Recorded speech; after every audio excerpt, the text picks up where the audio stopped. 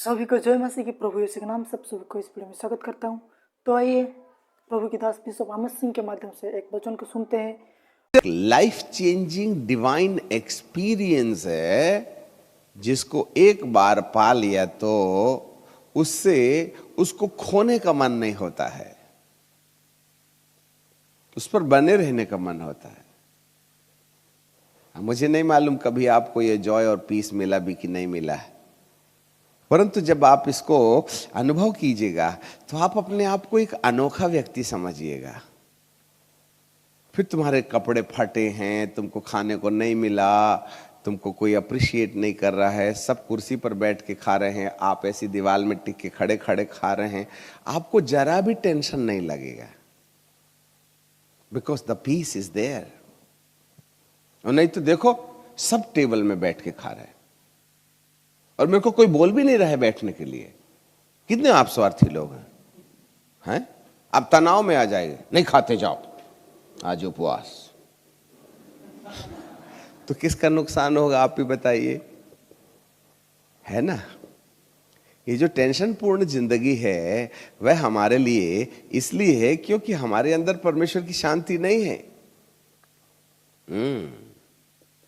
तो इस अनुभव को पाने के लिए हमें परमेश्वर के चरणों में ठहरना है, और आपको मालूम हो वो पवित्र आत्मा आपके अंदर है। The Holi spirit is inside. तो मैं कहता हूं हेलो ओ होली स्पिरिट, मैं आकाश गंगा के ऊपर कहां जाऊं जब खुद ही आप मेरे अंदर आ गए हैं। तो बहुत जोर से चिल्लाने की जरूरत नहीं, आप मेरी फुसफुसाहट को भी सुनते हैं। ओ पवित्र आत्मा, आप मेरे अंदर हो ना, तो आपकी कल्पनाएं जो हैं ऐसे करके अंदर देखने लगे। वाह, मेरी आंखों के अंदर पवित्र आत्मा की आंखें, मेरे कान के साइज में पवित्र आत्मा का कान, मेरे होठों में पवित्र आत्मा का होठ, मेरी छाती में पवित्र आत्मा की छाती, मेरे पैर में पवित्र आत्मा की छाती। जिस पर्सनालिटी में मैं हूँ उसी पर्सनालिटी की रूप में मेरे अंदर एक चमकदार चमकीले चमकीले कणों से बना हुआ एक व्यक्ति समाया हुआ है। पता नहीं कब से, जब से पवित्र आत्मा पाया हूं तब से है वो, पर मैं नेग्लेक्ट कर रहा था, उसको कभी फोकस नहीं किया मैंने। सो आज मैं अपने आप में उस व्यक्ति को आइडेंटिफाई कर रहा हूं विश्वास की आंखों से कि वो मेरे अंदर है, और मैं उसकी ओर देख रहा हूं जैसे वो व्यक्ति मेरे में से निकल के बाहर आ गया है, या मैं बाहर खड़ा हूं, मैं अपने अंदर उस व्यक्ति को देख रहा हूं। और ऐसा करके मैं कहता हूं, हाँ, स्वीट होली स्पिरिट, 1980 फरवरी सन 1980 फरवरी महीना, तारीख 2, 1 से 2 के बीच में नागपुर शहर, और वहाँ 1814 चर्च का जो चैपलियन है वहाँ बैठ करके जब मैं प्रार्थना कर रहा तो 2 फीट जमीन में ऊपर उठ करके धड़ाम से नीचे गिर करके ऐसी ऐसी भाषाएं बोलना शुरू किया जो कोरियन लैंग्वेज थी, इंग्लिश लैंग्वेज थी। हे प्रभु, उस अनुभव को याद कर रहा, उस दिन से तू मेरे अंदर है, पर मैंने तेरे को कभी घास नहीं दिया, मैंने तुझे अपनी आंखों के ऊपर कंट्रोल ही नहीं दिया, मेरी कल्पनाएं मेरे द्वारा उत्पन्न होते रहीं, मैंने तुझे कभी अपनी कल्पनाओं में आपकी कल्पनाएं होना चाहिए बोल करके मैंने अधिकार नहीं दिया।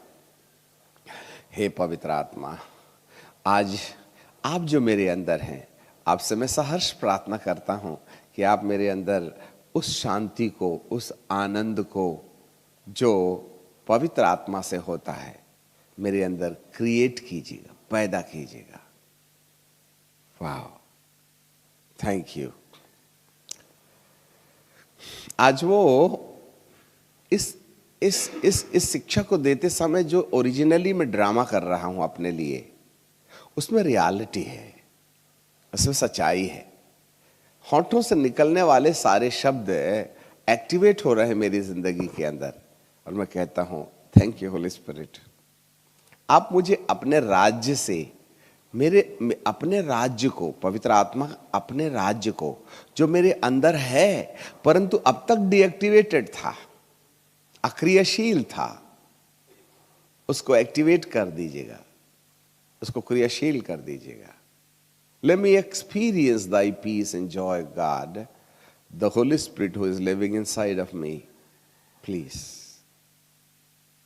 जल्दी करो, खोल दो फाटक, बहने लगे सोता मेरी जिंदगी से, बहने लगे मेरे मन में तेरी शांति और आनंद।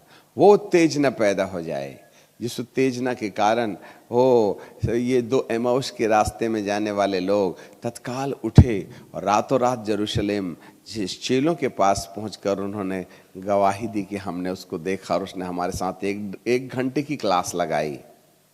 वाह, हे प्रभु, ऐसा वाला अनुभव तो मुझे दे दे। Thank you, thank you, thank you. ऐसा करके आपने प्रतिदिन जब कभी आपको मौका मिले आप ऐसा वाला व्यवहार कीजिएगा तो अंदर से आपको प्रैक्टिस होने लगेगी, अंदर के सोते को फोड़ करके बाहर निकालने की आपको आदत बनने लगेगी। Praise the Lord. इसके लिए एक शांत वातावरण चाहिए, एकांत स्थान चाहिए। इससे पहले आप अपने सारे रिश्तों को ठीक करने का उपाय करना। हे प्रभु, जो भी हो, रो लो, ये नहीं बनता मेरे से, आप शक्ति दो। इस तरीके से जब आप अपना संपर्क पवित्र आत्मा के साथ अकेले में करेंगे ना, तो पवित्र आत्मा और बुद्धि की बातों में अंतर समझ में आने लगेगा। अब धीरे धीरे फिजिकल रलम से निकल करके आत्म स्पिरिचुअल रलम में आने लगेंगे, है ना। फिर आपका व्यवहार बदलने लगेगा, आपकी सोच बदलने लगेगी। जब आप ऐसे डीप मेडिटेशन से निकल के आइएगा ना तो ज्यादा बकबक करने का मन नहीं होगा, ठीक है, शांति शांति लगेगी। फिर आप किसी को बोलिएगा ना, बात करिएगा ना, तो बात करते करते भी लगेगा जैसे आप बड़े गंभीर हैं। तो दुनिया देखेगी, क्या बात है, इसकी बात में आज दम लग रहा है? इसकी बात में आज दम है, ठीक है ना। वाह, सो है ना अंदर। इन द सेम टाइम आप ऐसा ही आकाश गंगा के ऊपर भी अपनी कल्पनाओं को ले जा सकते हैं। जिसके अंदर पीस है, जॉय है, इस संसार में उसके समान धन्य व्यक्ति कोई नहीं हो सकता। और इसका जो असर है मृत्यु के बाद भी लागू होगा।